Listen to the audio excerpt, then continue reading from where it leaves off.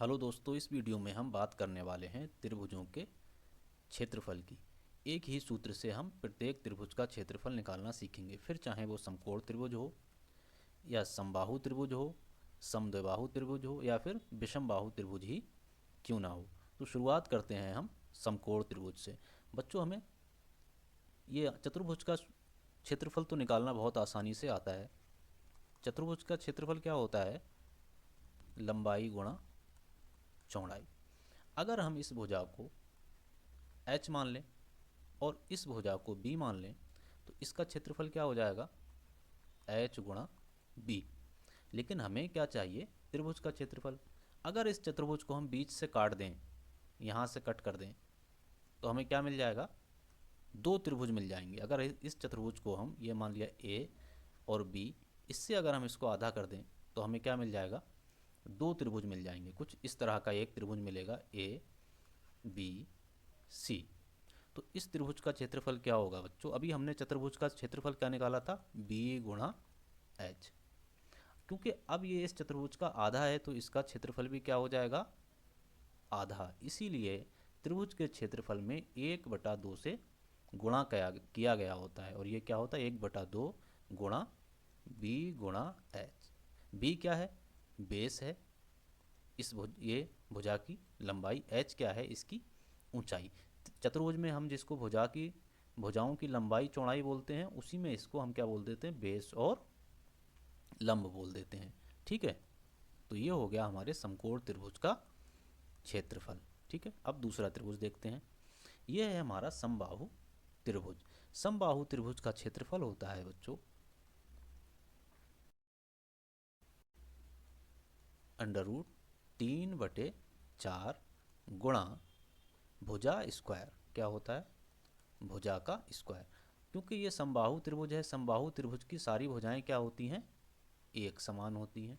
मान लिया ये कोई ए बी सी एक समबाहु त्रिभुज है और इसकी सारी भुजाएं एक समान है, तो इसका सूत्र क्या हो जाएगा क्षेत्रफल का? √3/4 गुणा भुजा स्क्वायर। भुजा की जगह पर हम क्या रख देंगे? ए स्क्वायर।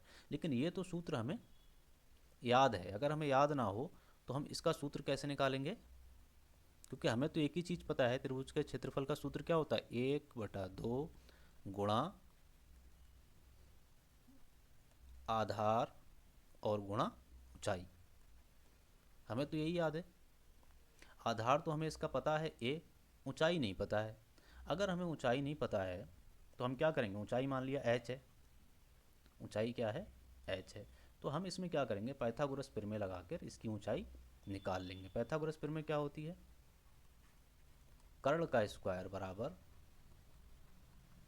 आधार का स्क्वायर प्लस लंब का स्क्वायर। ये हम इस त्रिभुज की बात कर रहे हैं। ठीक है, तो ये आधार इसका कितना हो जाएगा? 1/2। ये हमारा एक समकोण त्रिभुज बन गया। ए बी और एक्स एक समकोण त्रिभुज बन गया। तो कर्ण कितना है इसमें? ए स्क्वायर। आधार कितना हो गया? a/2 का स्क्वायर। और लंब कितना है? एच का स्क्वायर। हमें एच निकालना है तो एच स्क्वायर हमने यहीं रखा, ए स्क्वायर, और ये इधर लाएंगे तो क्या हो जाएगा? माइनस का a²/4। एलसीएम लेंगे तो क्या आएगा? 4, और ये ऊपर हो जाएगा 4a² माइनस ए स्क्वायर, तो ये आएगा 3a²/4। ठीक है, तो h बराबर आएगा हमारा √3/2 a। ये h आ गया। अगर हम इसको इस सूत्र में रख दें, ठीक है, b गुणा h वाले सूत्र में, तो 1/2 बेस तो हमें पता है इस त्रिभुज का कितना है? यहाँ से यहाँ तक a है, और इसकी ऊंचाई कितनी निकल के आई है? √3/2 गुणा a। ठीक है, √3 इधर आ जाएगा, 2 की 2 से गुणा होगी, कितना हो गया? 4, और a की a से गुणा होगी, क्या हो जाएगा? a²। इस प्रकार से हमारे समबाहु त्रिभुज का सूत्र बना है। ठीक है, अब समद्विबाहु त्रिभुज देख लेते हैं। समद्विबाहु त्रिभुज में क्या होता है बच्चों? दो भुजाएं बराबर होती हैं और तीसरी भुजा बराबर नहीं होती है। जैसे इसकी ये दो भुजाएं बराबर हैं। ठीक है, मान लिया ये क्या है? भुजा ए है, और ये भी क्या है? भुजा ए है, और इस भुजा को बी मान लेते हैं। दो भुजाएं बराबर हैं, तीसरी भुजा बराबर नहीं है। ठीक है, ये इसकी ऊंचाई है, और इस पॉइंट को हम मान लेते हैं एम। तो ए से एम तक की दूरी कितनी हो जाएगी, b/2, क्योंकि ये इसका मध्य बिंदु है, ए सी का मध्य बिंदु है एम, इसलिए इसकी दूरी हो जाएगी b/2। ठीक है, अब ये हमारा एक समकोण त्रिभुज हो गया।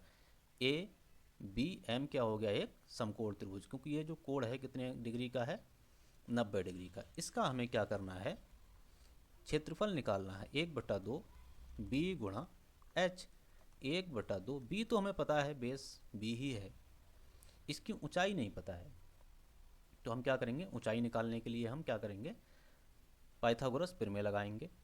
क्या है पाइथागोरस प्रमेय, कर्ण का स्क्वायर बराबर आधार का स्क्वायर प्लस लंब का स्क्वायर।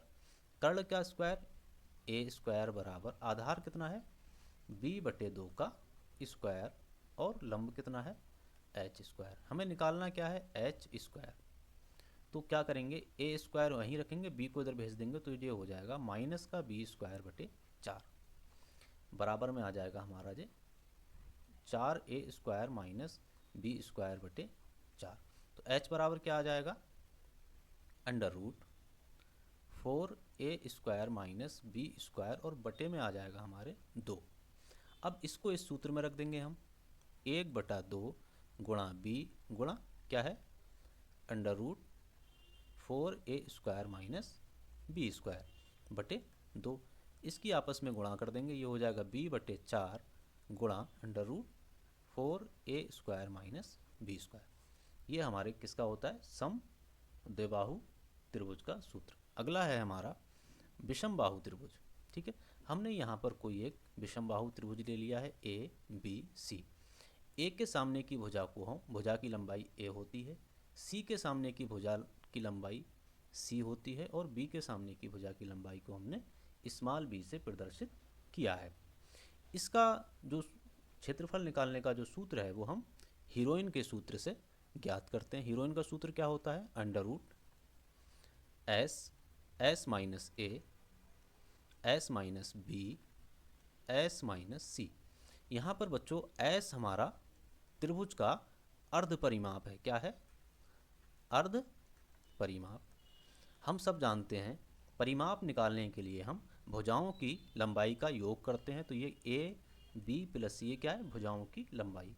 और अर्ध परिमाप निकालना है तो भुजाओं की लंबाई के योग को हम 2 से भाग कर देते हैं, अर्ध परिमाप निकल जाता है। तो ये हो गया हमारा S।